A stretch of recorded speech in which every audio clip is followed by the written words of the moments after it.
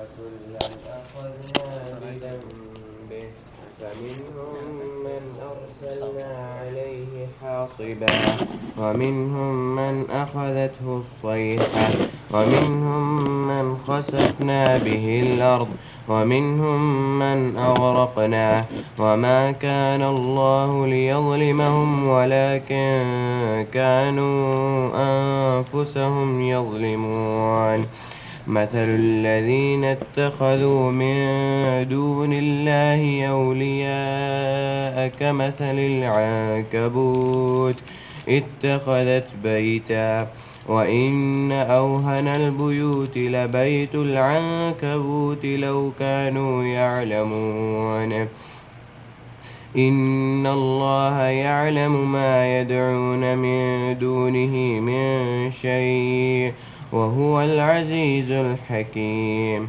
وتلك الأمثال نضربها للناس وما يعقلها إلا العالمون خلق الله السماوات والأرض بالحق إن في ذلك لآية للمؤمنين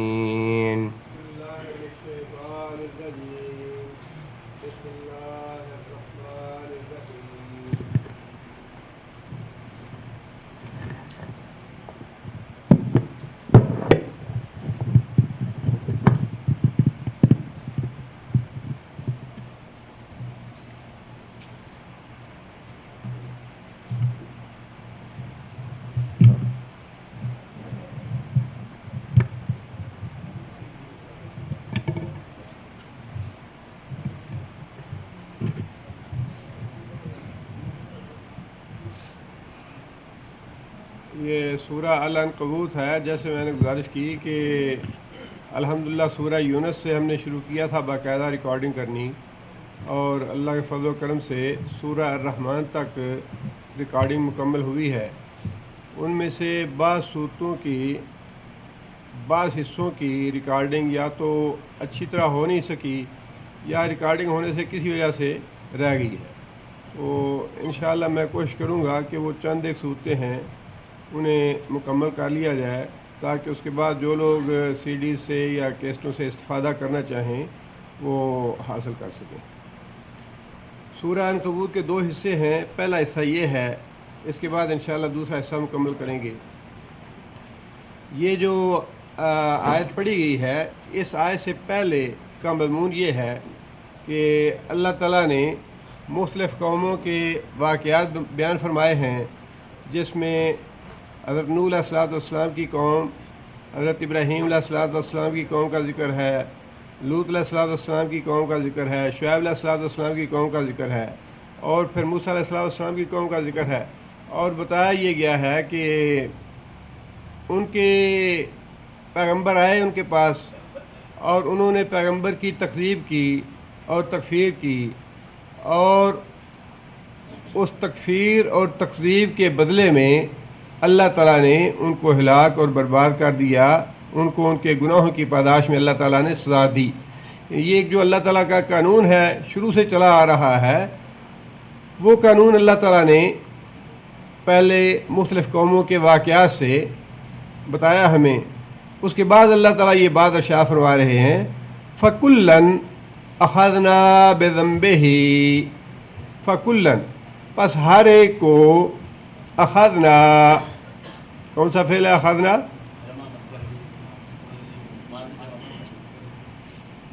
ماضی ہے، جمع متکلم کا صیغہ ہے.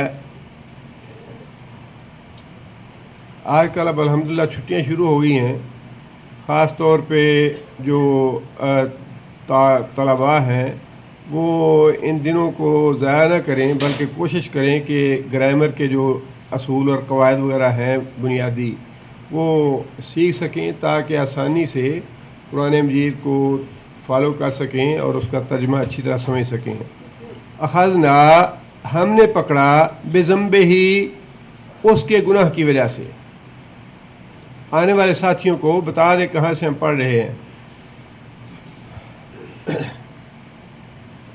فَكُلًّا أَخَذْنَا بِذَنبِهِ، ہر قوم کو ہم نے اس کے گناہوں کی پاداش میں پکڑا. فَمِنْهُمْ، پس ان میں سے یعنی ان قوموں میں سے من ارسلنا علیہ حاسبن کوئی تو ایسی قوم تھی ارسلنا جس پر ہم نے بھیجا علیہ اس کے اوپر حاسبن پتھروں کی بارش یا طوفانی ہوا پتھر برسانے والی، یعنی کسی قوم پہ ہم نے پتھروں کی بارش برسا کے اس کو ہلاک کر دیا، مراد ہے اس سے قوم عاد۔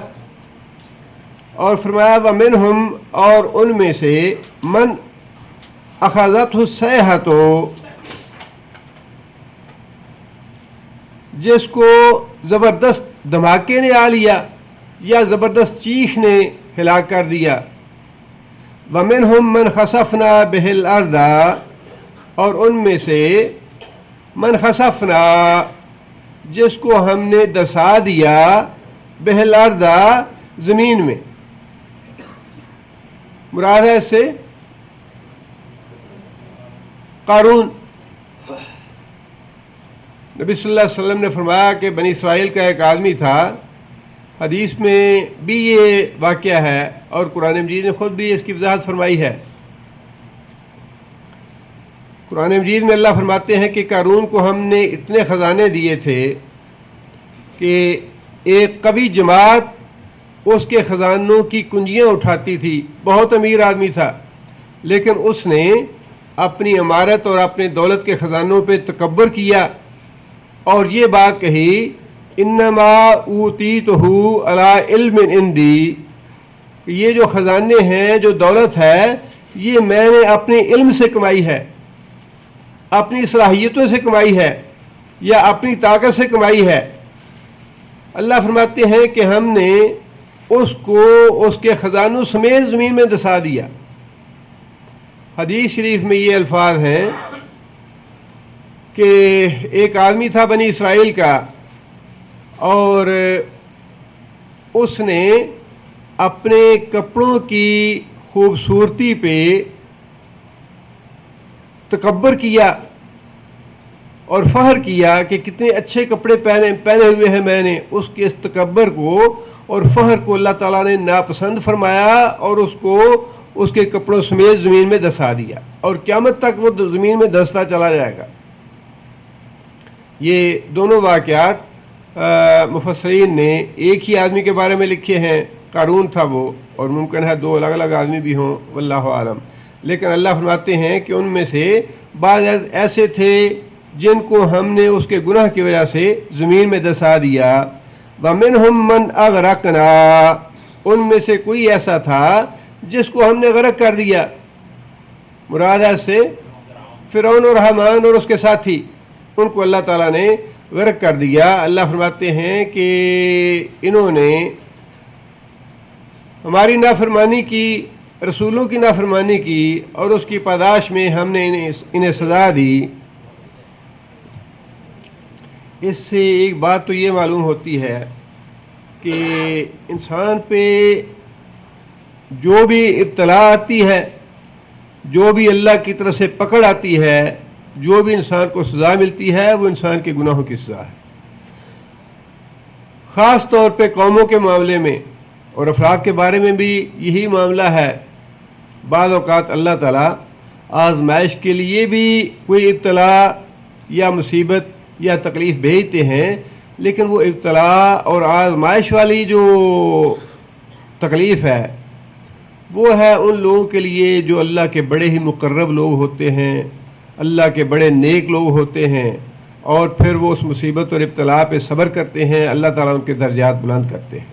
لیکن عام قانون یہی ہے کہ جب کوئی مصیبت آتی ہے، تکلیف آتی ہے، پریشانی آتی ہے، دکھ آتا ہے، بیماری آتی ہے یا اور کوئی ایسی آزمائش آتی ہے تو وہ ہمارے گناہوں کی وجہ سے آتی ہے۔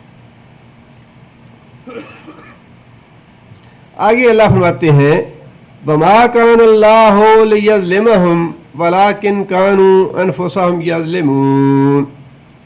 وَمَا كَانَ اللَّهُ اور نہیں تھا اللہ تعالیٰ لِيَظْلِمَ یہ کہ ظلم کرتا ہم ان قوموں پر، وَلَكِنْ كَانُوا اور لیکن تھے أَنفُسَهُمْ يَظْلِمُونَ ظلم کرنے والے اپنی جانوں پہ۔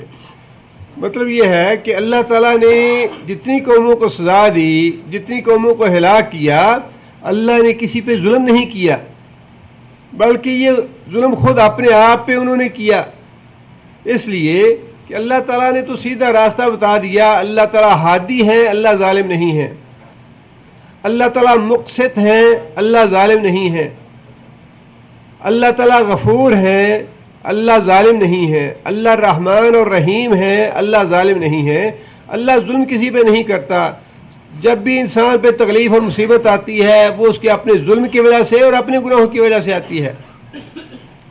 یہی وہ قومیں تھیں جن کے بارے میں اللہ تعالیٰ نے فرمایا کہ جب ہم نے انہیں طاقت دی، قوت دی اور دنیا کی خوشحالی دی، عروج دیا، تو انہوں نے بجائے اس کے کہ اللہ کے آگے سجدہ ریز ہوتے، اللہ کا شکر ادا کرتے اور اللہ تعالیٰ کے بھیجے ہوئے رسولوں کی اطاعت اور فرمان برداری کرتے، انہوں نے یہ بات کہی کہ من اشد منا قوہ، اس دنیا میں ہم سے بڑا قوت والا اور بڑا طاقت والا کون ہے؟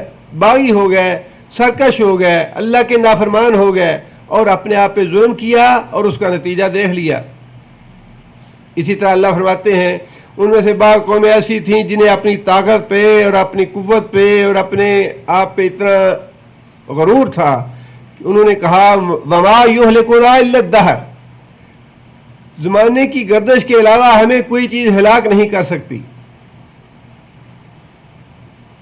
اسی طرح پیغمبروں کا استہزاء کیا، پیغمبروں کا مذاق اڑایا، پیغمبروں کو مجنون کہا، ساحر کہا، شاعر کہا، کاہن کہا، اور یہ ساری سرکشی اور بغاوت کی باتیں ہیں۔ اس لیے اللہ فرماتے ہیں کہ جن لوگوں کو ہم نے سزا دی، جن قوموں کو ہم نے ہلاک اور تباہ کیا، خود ان کے اپنے گناہوں کی وجہ سے کیا، انہوں نے خود اپنے آپ پہ ظلم کیا۔ اللہ تعالیٰ نے ہماری ہدایت کے جتنے بھی اسباب ہونے چاہیے تھے وہ سارے اللہ نے پورے فرما دیے۔ اللہ تعالیٰ نے ہمیں حواس خمسہ عطا فرمائے ہیں، ہاتھ ہے، زبان ہے، ناک ہے، آنکھیں ہیں اور دماغ ہے۔ یہ ساری چیزیں اللہ تعالیٰ نے ہمیں ہدایت حاصل کرنے کے لیے دی ہیں، اور یہ تو اللہ تعالیٰ نے انسان کے اندر وہ صلاحیتیں اور خوبیاں رکھی ہیں جو انسان کی ہدایت کے لیے ہیں، اور بیرونی جو اللہ تعالیٰ نے اسباب اور ذرائع ہدایت کے بنائے ہیں ان میں سے ایک انبیاء کا آنا ہے اور دوسرا وحی کا نزول ہے۔ یہ تین چیزیں جو ہیں یہ انسان کی ہدایت کے لیے مکمل سبب ہیں، مکمل۔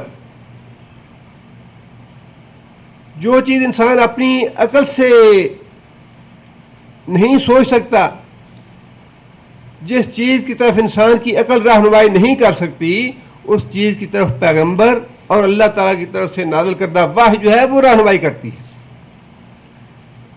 اس دنیا میں بھی انسان غور و فکر کر کے اللہ کی توحید تک پہنچ سکتا ہے، اپنی ذات پہ انسان غور و فکر کرے، یا اپنے باہر جو دوسری چیزیں ہیں کائنات کی، اللہ کی بنائی ہوئی، ان پہ غور و فکر کر کے توحید پہ پہنچ جائے۔ لیکن اس کے بعد انسان جب مر جاتا ہے اس کے بعد کیا ہونے والا ہے، اس کی طرف رہنمائی وحی کرتی ہے، عقل نہیں کرتی۔ عقل کا دائرہ کار جو ہے وہ اس دنیا تک محدود ہے، اس لیے وحی جو ہے وہ بھی ہدایت کے لیے لازمی ہے۔ اور اس کی مثال آپ یوں سمجھ لیں، انسان کی آنکھیں جو ہیں وہ دیکھنے کا کام دیتی ہیں، لیکن جب اندھیرا ہو جائے پھر کیا ہوتا ہے؟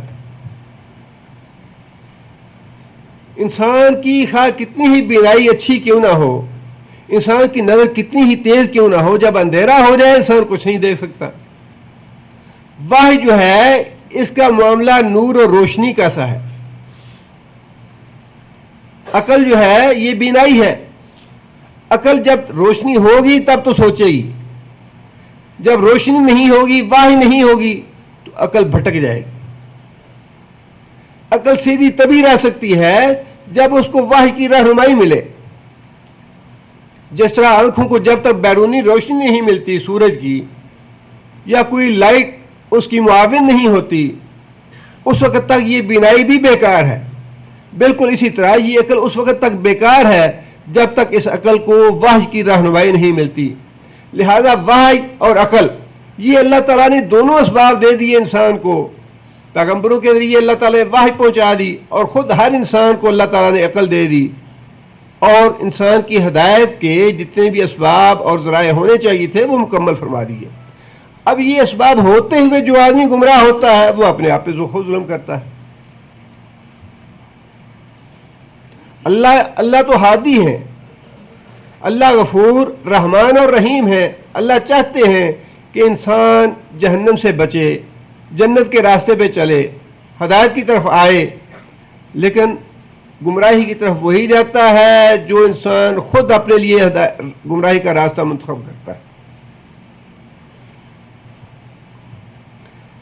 آگے اللہ فرماتے ہیں یہ چونکہ جتنی بھی قومیں تھیں یہ ساری کی ساری مشرک تھیں، شرک کرنے بنیادی طور پہ شرک جو ہے یہ قوموں کی تباہی اور ہلاکت کا سبب بنا، لہذا اللہ تعالیٰ نے اگلی آیت میں شرک کی حقیقت واضح فرمائی ہے ایک مثال سے کہ شرک جو ہے اس کی حقیقت کیا ہے۔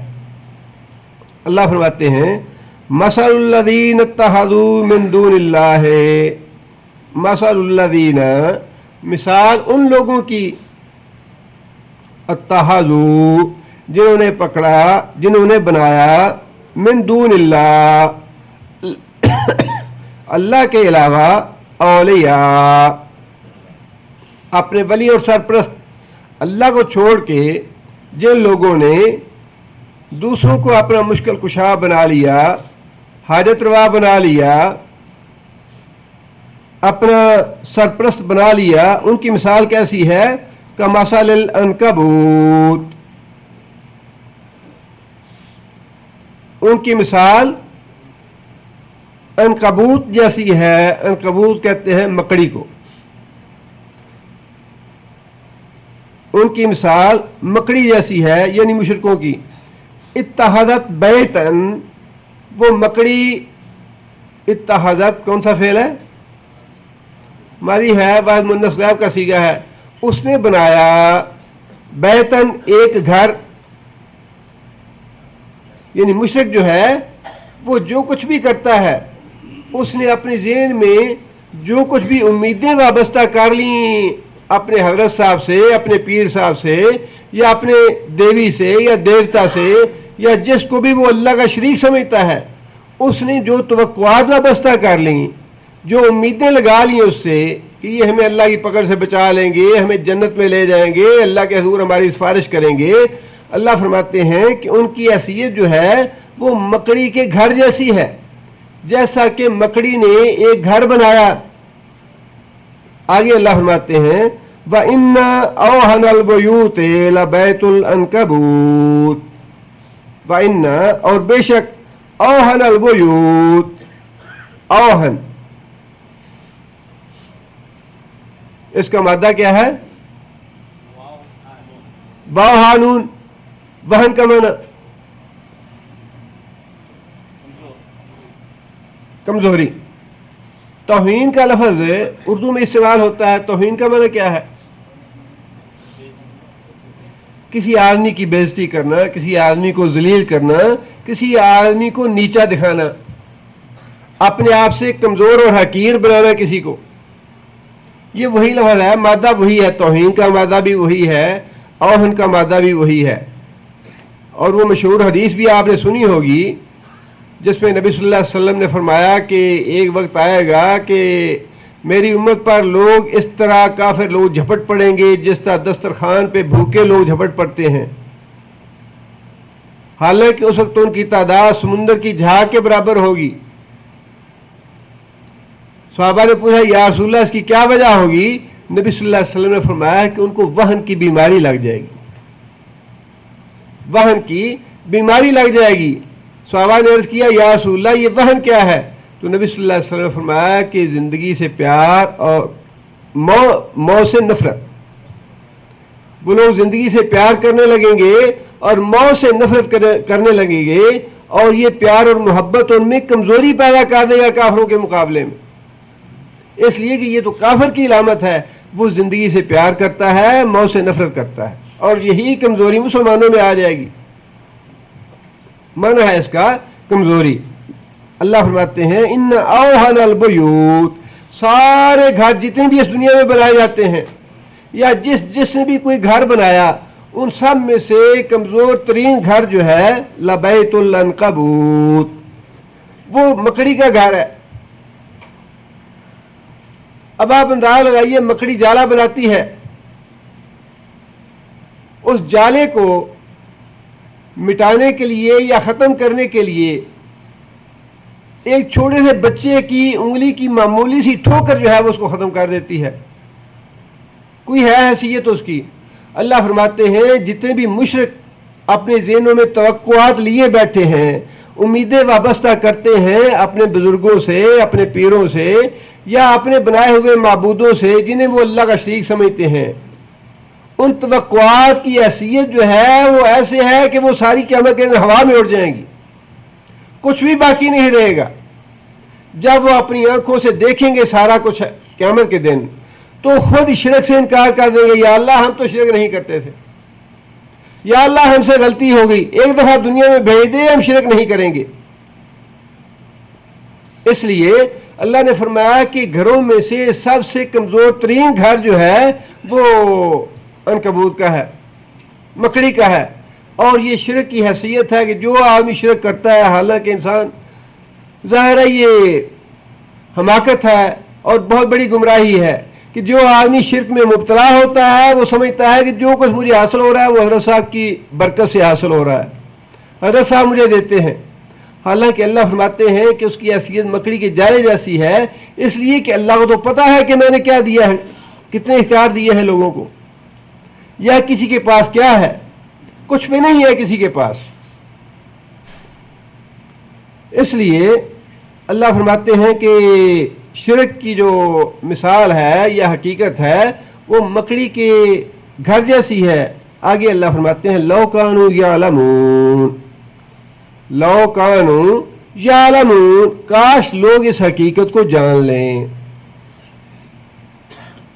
اللہ تعالیٰ نے مختلف مثالیں ارشاد فرمائی ہیں۔ ایک جگہ پہ اللہ تعالیٰ نے مکھی کی مثال دی، فرمایا کہ لوگوں ایک مثال سنو بڑے غور سے۔ وہ مثال یہ ہے کہ جن کی تم پوجا کرتے ہو، جنہیں تم نے میرا شریک ٹھہرا رکھا ہے، ان کی حیثیت اتنی سی ہے کہ وہ ایک مکھی بھی پیدا نہیں کر سکتے، ایک مکھی پیدا نہیں کر سکتے۔ اب کتنا واضح ہے قرآن اور کتنی کھلی بات اللہ نے فرمائی کہ سب سے جو حقیر اور چھوٹی مخلوق ہے اللہ نے اس کا نام لیا۔ اب اس کے بعد یہ کہنا جی فلاں حضرت صاحب کے دربار سے بیٹا ملتا ہے، بیٹی ملتی ہے، اولاد ملتی ہے، یہ تو بڑی اونچی بات ہے، بہت بڑی بات ہے۔ یہ اللہ فرماتے ہیں کہ میرے علاوہ کوئی مکھی پیدا نہیں کر سکتا۔ اور اس کے بعد جو اگلی بات اللہ نے فرمائی وہ اس سے بھی بڑی ہے۔ وہ بات یہ ہے، اللہ فرماتے ہیں کہ مکھی پیدا کرنا تو دور کی بات، اگر مکھی کوئی چیز ان سے چھین کے لے جائے تو اسے واپس نہیں لے سکتے۔ مکھی اگر کوئی چیز ان سے چھین کے لے جائے تو یہ اس سے واپس نہیں لے سکتے۔ آگے اللہ فرماتے ہیں ضعف الطالب والمطلوب، جو مدد مانگنے والا ہے وہ بھی کمزور، اور جس سے مدد مانگی گئی میرے علاوہ وہ بھی بڑا کمزور، دونوں کمزور ہیں۔ مدد مانگنے والا بھی کمزور ہے اور جس سے مدد چاہی گئی وہ بھی کمزور ہے، اس لیے کہ میرے علاوہ کوئی ایسا نہیں جو مکھی پیدا کر سکے، اور اگر کوئی مکھی چھین کے لے جائے کسی سے تو وہ اسے واپس نہیں لے سکتے۔ واپس لینا بھی بڑی بات ہے۔ مکھی انسان کی چمٹ جائے انسان کو، انسانوں سے جان نہیں چھڑا سکتا۔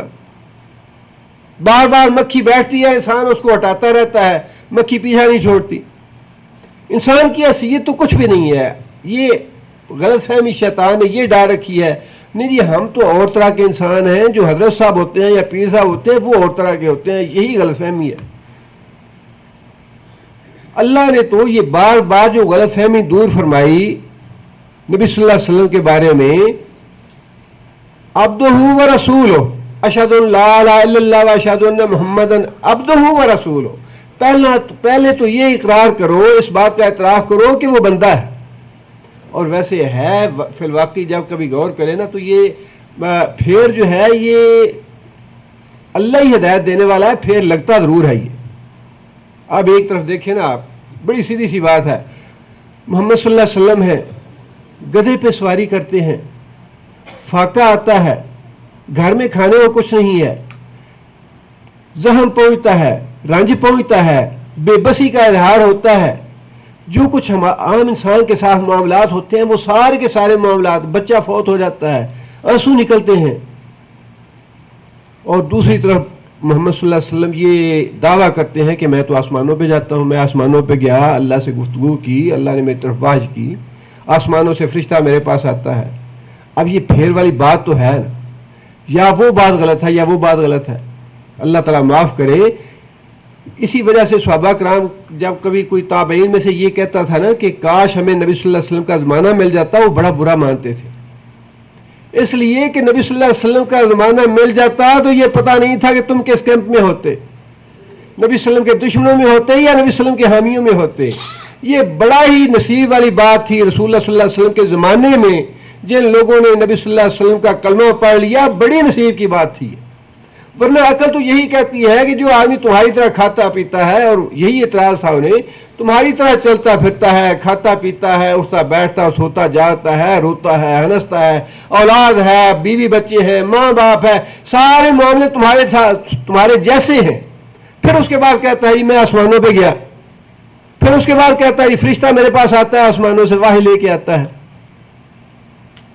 یہ بات تو ہے ذہن کے امتحان کی، اس میں قطعاً کوئی شک والی بات نہیں ہے.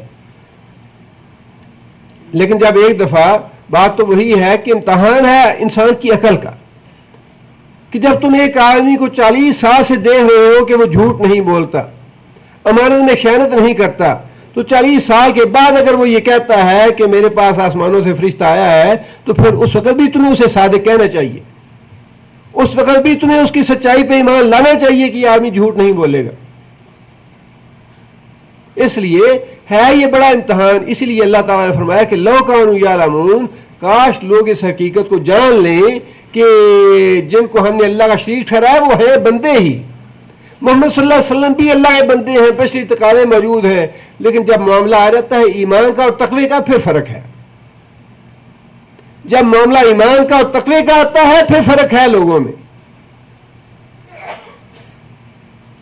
جو پیغمبر ہے وہ پیغمبر ہے، اور دین کے معاملے میں، ایمان کے معاملے میں اللہ اور اللہ کے رسول کی بات بالکل ایک برابر ہے. جو بات اللہ نے کہی وہ اللہ کے رسول نے کہی.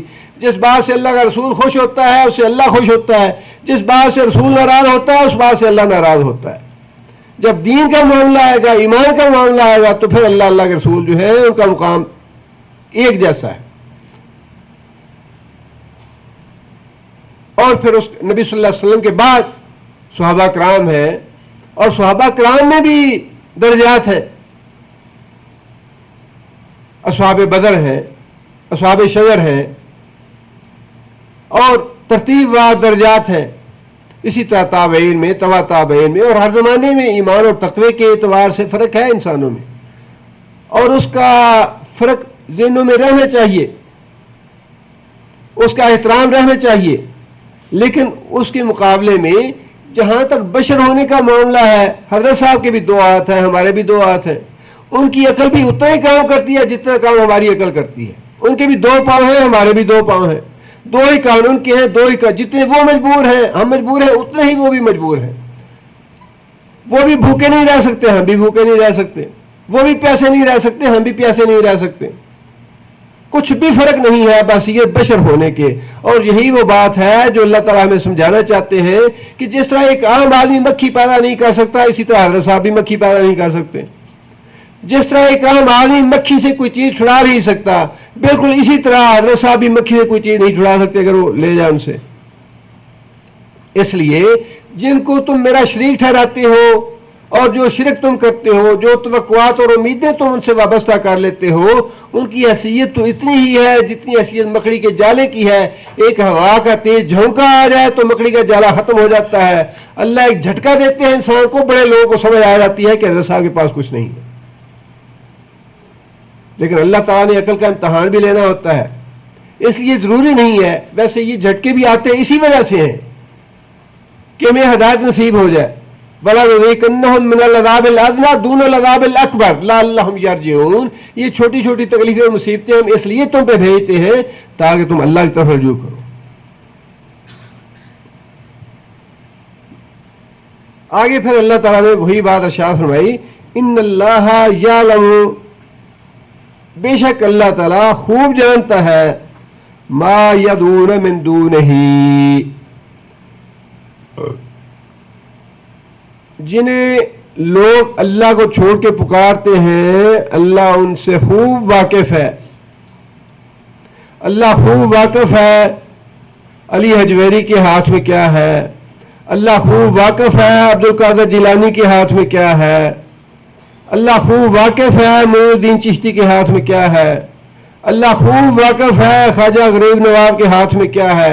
اللہ فرماتے ہیں کہ میں نے تو دینا، مجھے پتا میں نے کیا دیا ہے، انہیں کچھ بھی نہیں دیا. انہیں وہ تو خود محتاج ہیں اللہ کے، ان کے پاس کیا ہے. اس لیے اللہ نے فرمایا ان اللہ یعلم، اللہ خوب واقف ہے، اللہ خوب جانتا ہے، ما یدعون من دونہ، اس کو چھوڑ کے جن کی تم پوجا کرتے ہو، جنہیں پکارتے ہو، جنہیں حاجت روا اور مشکل کشا سمجھتے ہو، ان کی حیثیت کیا ہے میں خوب جانتا ہوں. وَهُوَ الْعَزِيزُ الْحَكِيمُ، اور وہ غالب بھی ہے حکمت والا بھی ہے. اللہ کی ذات کے علاوہ نہ کوئی غالب ہے نہ حکمت والا ہے. اللہ کی ذات ہی حکیم ہے اور اللہ کی ذات ہی غالب ہے.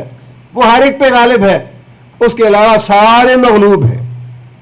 اللہ ہی حکیم ہے، اللہ ہی دانا ہے، اللہ ہی منصوبے بنانے والا ہے، اللہ ہی سارے معاملات کی تدبیر کرنے والا ہے. کوئی ایسا نہیں جو یہ کلیم کرے کہ میں نے یہ منصوبہ بنا لیا، یہ میرا منصوبہ ضرور پورا ہو جائے گا، میں نے یہ تدبیر کر لی، اب یہ اس تدبیر پہ پورا عمل ہو جائے گا، بس جی تھوڑا سا کام باقی رہ گیا تھا، سارا کام بگڑ گیا، بس یہ سارا منصوبہ پائے تکمیل تک پہنچنے والا تھا لیکن یہ نقصان ہو گیا. اس لیے کہ حکیم ذات تو اللہ کی ہے، منصوبے اسی کے پورے ہوتے ہیں جو حکیم ہے. ٹھیک ٹھیک اندازوں کے مطابق جو بھی اللہ منصوبہ بناتے ہیں، جو بھی تدبیر کرتے ہیں، وہ سارے کے سارے پورے ہو جاتے ہیں. انسانوں کے منصوبے سارے دھرے کے دھرے رہ جاتے ہیں. آگے اللہ فرماتے ہیں وَتِلْكَ الْأَمْثَالُ، اور یہ مثالیں ہیں نَضْرِبُهَا، ہم بیان کرتے ہیں ان مثالوں کو للناس، واسطے لوگوں کے، تاکہ لوگ عقل کریں اور لوگ سمجھنے کی کوشش کریں. مثالوں سے انسان کو اچھی سمجھ آتی ہے. بعض اوقات انسان 1 گھنٹہ بھر تقریر کرتا رہتا ہے، فلسفہ بیان کرتا رہتا ہے، حکمت کی باتیں بیان کرتا رہتا ہے، لیکن اتنی سمجھ نہیں آتی جتنی سمجھ ایک مثال بیان کرنے سے آ جاتی ہے. اب جو آدمی شرک کی حقیقت کو سمجھنا چاہتا ہے ان 2 مثالوں سے بڑی اچھی طرح سمجھ سکتا ہے کہ شرک کی حقیقت جو ہے وہ مکڑی کے جالے جیسی ہے، کوئی حیثیت نہیں ہے اس کی. اور اسی طرح فرمایا کہ شرک کرنے والا اور جس کو اللہ کا شریک بنایا جاتا ہے اس کی تو اتنی بھی طاقت نہیں کہ کوئی مکھی بنا سکے یا مکھی کوئی چیز چھین کے لے جائے تو اس سے واپس لے سکے. ان 2 مثالوں سے بڑی آسانی سے بات سمجھ میں آ سکتی ہے. اس لیے اللہ فرماتے ہیں کہ ہم مثالوں سے لوگوں کو بات سمجھانا چاہتے ہیں تاکہ بات آسانی سے سمجھ میں آ جائے.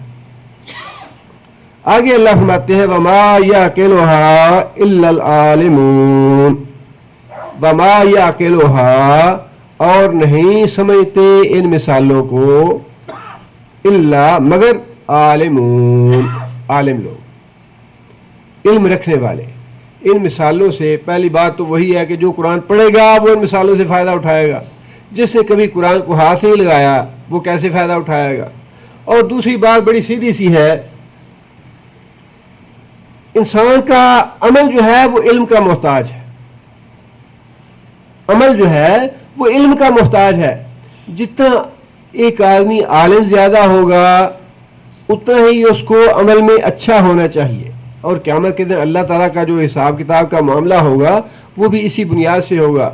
نبی صلی اللہ علیہ وسلم نے فرمایا کہ قیامت کے دن اللہ تعالیٰ ہر انسان سے 5 سوال کریں گے، اور جب تک انسان ان 5 سوالوں کا جواب نہیں دے لے گا جب تک اللہ کی بارگاہ سے انسان قدم نہیں اٹھا سکے گا. وہ 5 سوال کیا ہیں؟ 2 تو انسان کی زندگی کے بارے میں ہیں. انسان نے اپنی جوانی کیسے بسر کی، جوانی کن کاموں میں گزاری. دوسرا سوال یہ ہوگا کہ ساری زندگی کیسے گزاری. ساری زندگی کا حساب بھی ہوگا، اور ساری زندگی کے علاوہ جوانی کا الگ سوال ہوگا. اس لیے کہ جوانی انسان کی قوت کی اور طاقت کی اور صلاحیتوں کی وقت ہوتا ہے، اور عمر کا وہ حصہ ہوتا ہے جس میں انسان جو عزم کر لے انسان کر گزرتا ہے.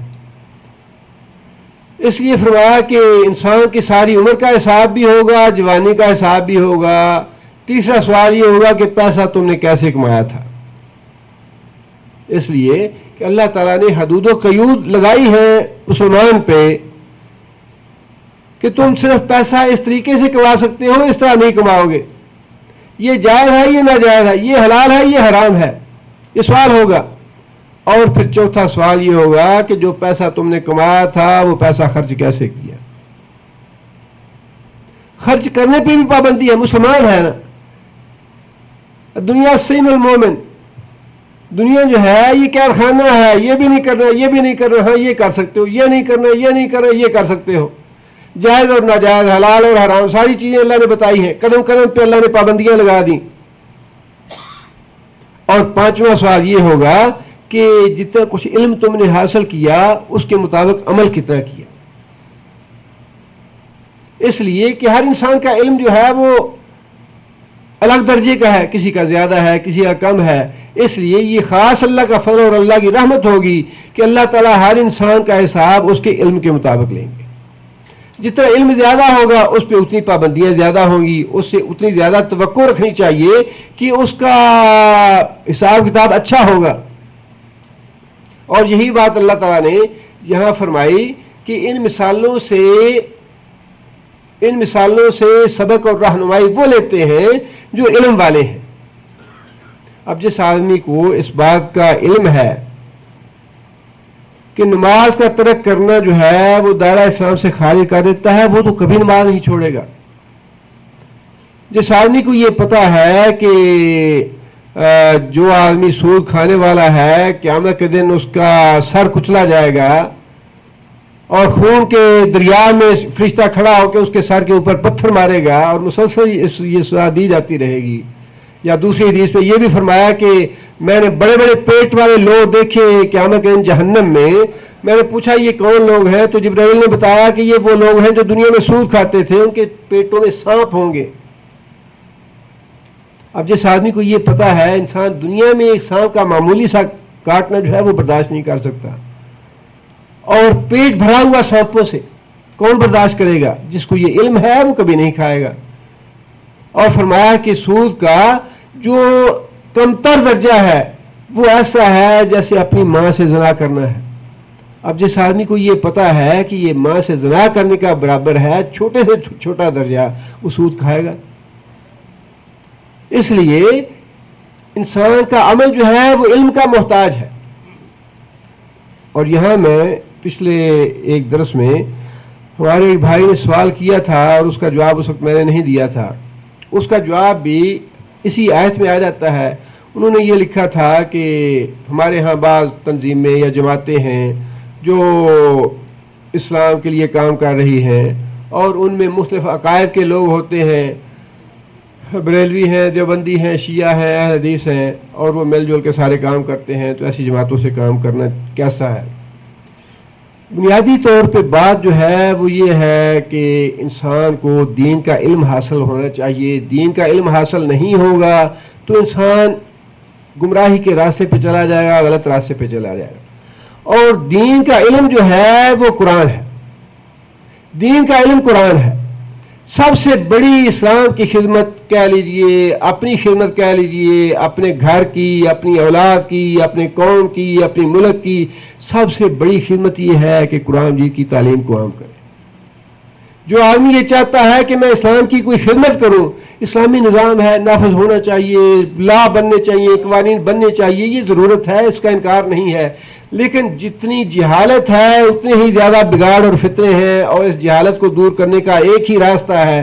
جو آدمی دین کا کوئی کام کرنا چاہتا ہے، سب سے بڑا کام اور سب سے بڑی دین کی خدمت یہ ہے کہ کوئی قرآن مجید کے درس کا یا تعلیم کا یا تدریس کا مسجد میں کر دیں، مدرسہ بنا دیں، یا کوئی حلقہ قائم کر دیں، کچھ بھی کر دیں، اپنے گھر میں بچوں کو پڑھانا شروع کر دیں، سب سے بڑی دین کی خدمت یہ ہے۔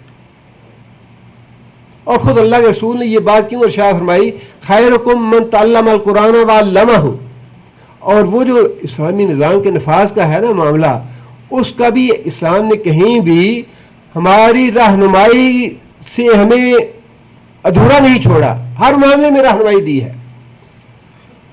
اس میں بھی اسلام کا ایک اپنا نظام موجود ہے، بشرطے کہ ہم اس پہ عمل کریں، اور وہ نظام یہ ہے کہ امر بالمعروف اور نہی عن المنکر کا فریضہ جو اللہ نے اس امت کے ذمہ لگایا ہے، جو فرض عائد کیا ہے اس امت پہ، در حقیقت وہی ہے جس سے معاشرہ جو ہے وہ اسلامی بنے گا یا بن سکتا ہے، یا معاشرے کی اصلاح ہو سکتی ہے۔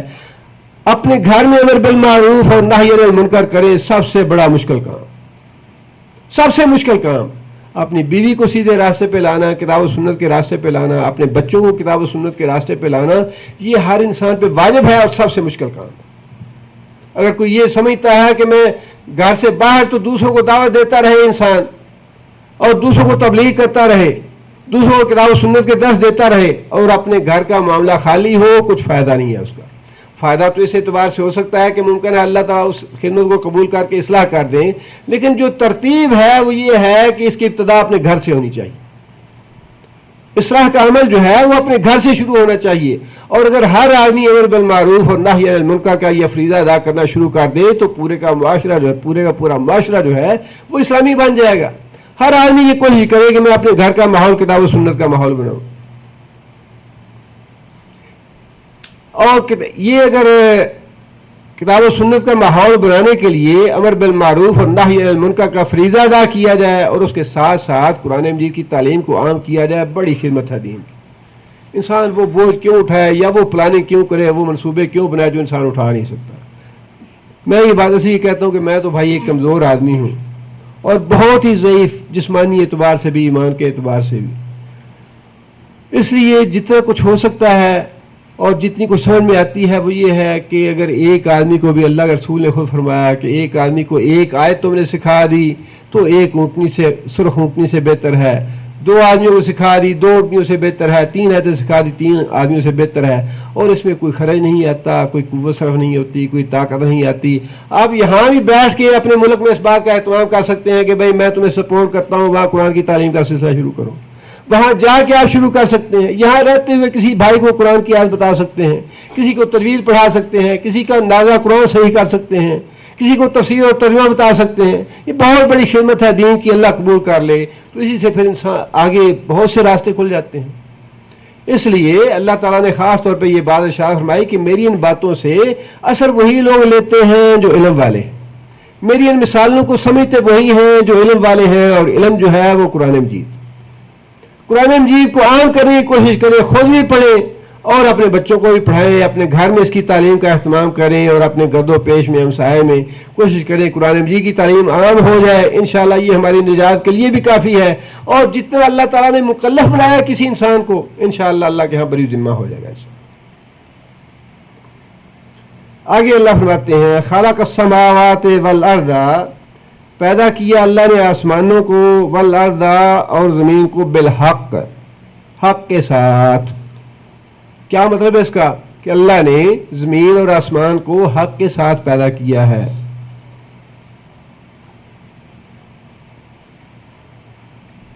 حق کے ساتھ کا مطلب یہ ہے اللہ تعالیٰ نے زمین اور آسمانوں کو با مقصد پیدا کیا ہے، بے مقصد پیدا نہیں کیا۔ اللہ تعالیٰ نے یہ زمین و آسمان اور کائنات اور جتنی بھی اس میں چیزیں ہیں یہ نظارے کرنے کے لیے. ہاں یہ سوئٹزرلینڈ میں جہاں بڑے نظارے ہیں وہاں پہ بڑی سینریز ہے, بڑا اچھا موسم ہوتا ہے, بڑی اس کے لیے اللہ نے پیدا نہیں کیا.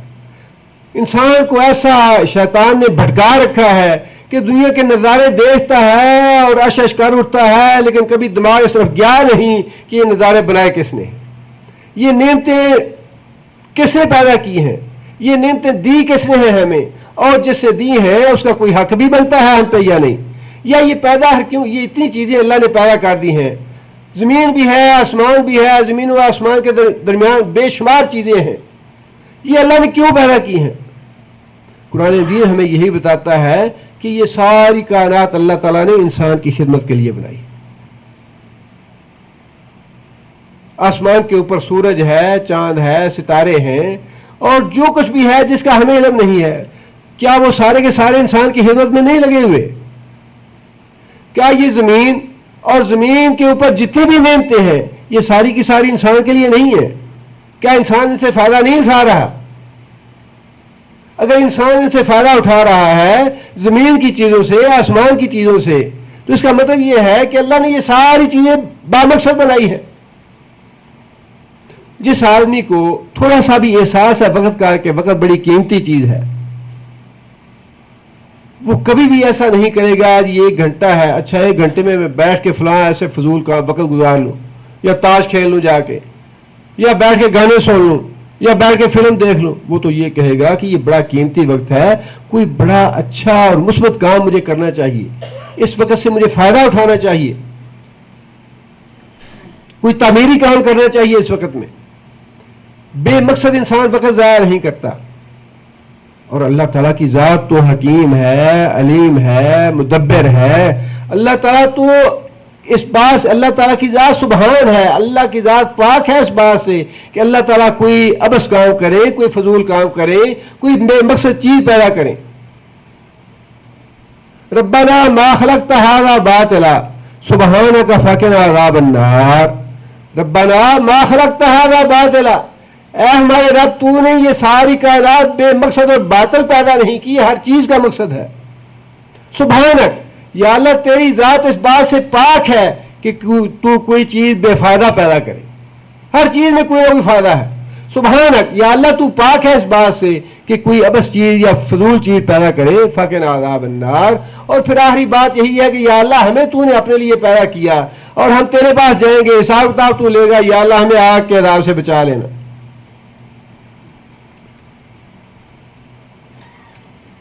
اور آگے اللہ فرماتے ہیں ان فی ذالک لآیۃ للمؤمنین. ان فی ذالک, بے شک اس میں, کس میں؟ زمین آسمان کی تخلیق میں, زمین اور آسمان کی تخلیق میں لآیۃ للمؤمنین, نشانی ہے مومنوں کے لیے. کیا نشانی ہے زمین و آسمان کی تخلیق میں؟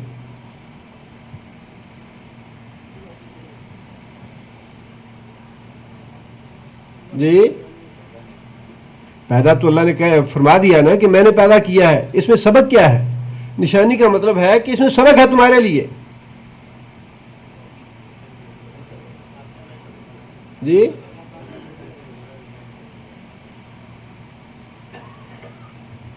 جو پچھلی آیتوں کی سیاق و سباق میں بات اللہ نے تعالیٰ ارشاد فرماتے چلے آ رہے ہیں, اس میں اس کا مطلب یہ ہے کہ زمین اور آسمان کی تخلیق میں تمہارے لیے سبق یہ ہے کہ اللہ ایک ہے. توحید کا سبق اس سے مراد ہے. زمین و آسمان کی تخلیق سے تمہیں یہ پتہ چل, اگر تم غور و فکر کرو زمین و آسمان کی تخلیق پہ, تو تمہیں یہ پتہ چلے گا کہ اس زمین و آسمان کا, اس پوری کائنات کا بنانے والا صرف ایک ہے. اللہ کی توحید کا سبق ہے زمین و آسمان کی تخلیق میں. یہ بات اللہ نے کیوں فرمائی؟ افلا ينظرون الى الابل كيف خلقت والى السماء كيف رفعت والى الجبال كيف نصبت والى الارض كيف سطحت. کیا تم نے کبھی غور نہیں کیا کہ اللہ تعالیٰ نے اونٹ کو کیسا بنایا, آسمان کو کیسا اونچا کیا, پہاڑ کو کیسا نصب کیا, زمین کو کس طرح اللہ تعالیٰ نے بچھایا، یہ ساری چیزیں قابل غور ہیں، اس لیے کہ ان ساری چیزوں کا نتیجہ یہ ہے کہ اللہ ایک ہے، اللہ کی توحید کا سبق ہے۔ کوئی ہے جو ایسا آسمان بنا سکے، کوئی ہے جو ایسی زمین بنا سکے، کوئی ہے جو زمین سے یہ چیزیں پیدا کر سکے، کوئی ہے جو آسمانوں سے یہ بارش نازل کر سکے، یا سورج اور چاند اور ستاروں جیسی کوئی چیز بنا سکے؟ کوئی نہیں ہے۔ تو پھر باقی جو انسان کے معاملات ہیں ان میں بھی کوئی دوسرا دخل نہیں دے سکتا، ان میں بھی کوئی اللہ کا شریک نہیں ہے۔ یہ ہے سبق اس میں، اور نشانی ہے زمین و آسمان کی تخلیق میں۔